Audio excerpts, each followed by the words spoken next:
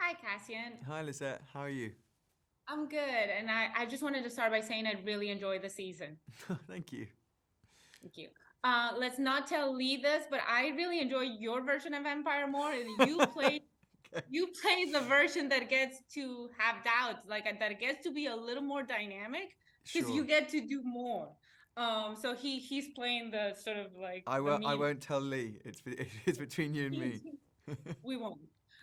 So do you think that sort of you get to do more sort of in the version of Brother Dawn gets to sometimes like you had season one where you get to have doubts, you had another Hmm. storyline. Do you think it's more fun, kind of? I don't know because I haven't. I was about to say I haven't played his character, but I guess I have because I guess me, Terry, and Lee sort of play the same character, right? But I can't speak for Lee, but I mean his performance in this show is just incredible.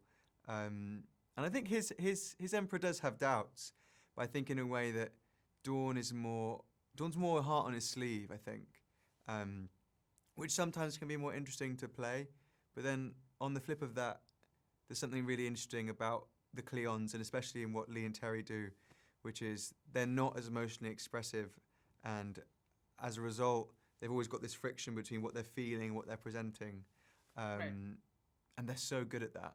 So I don't know. I don't know if my part is better or worse. I think they're just different. I mean, well, you do have your part and you have to play your part. You can't imagine what it is their part. Yeah, of course, of course. I mean, I'd love to have a go at the other two, sure. I'd love to try them out, but yeah, I only know my version.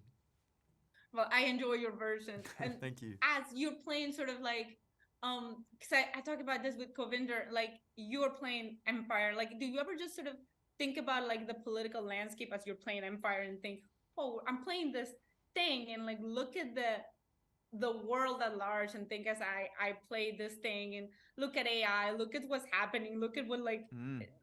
look at this science fiction book that was written 50 years ago Yeah, yeah, and yeah. feels relevant today and Yeah. I'm playing the future and this is so weird kind of like. It is weird. I think there are huge relevances and reverberations from the show in modern culture, 100%.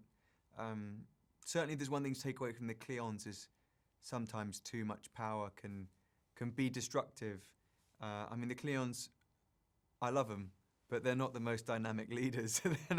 They're not modern in their approach. They're so stagnant and so keen to do what they've done before. There's no forward looking. There's no thinking on their feet. There's no listening to the people. Um, they're almost dictators, borderline. Um, and I'm sure there are examples around the world of people that echo that same leadership. Right, like they are what they think they have to be and Yeah, you know.